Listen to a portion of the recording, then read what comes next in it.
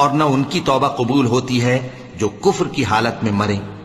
ایسے لوگوں کے لیے ہم نے دردناک عذاب تیار کر رکھا ہے۔ جن لوگوں نے ہماری آیتوں سے کفر کیا ان کو ہم عنقریب آگ میں داخل کریں گے۔ جب کبھی ان کی کھالیں گل جائیں گی تو ہم ان کو اور کھالیں بدل کر دیں گے تاکہ ہمیشہ عذاب کا مزہ چکھتے رہیں۔ بے شک اللہ غالب ہے، حکمت والا ہے۔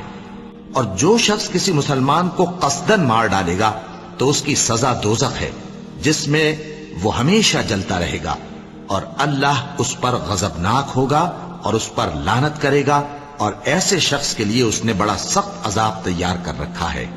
جو لوگ اپنی جانوں پر ظلم کرتے ہیں، جب فرشتے ان کی جان قبض کرنے لگتے ہیں تو ان سے پوچھتے ہیں کہ تم کس حال میں تھے؟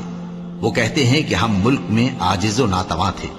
فرشتے کہتے ہیں کیا اللہ کا ملک فراخ نہیں تھا کہ تم اس میں ہجرت کر جاتے؟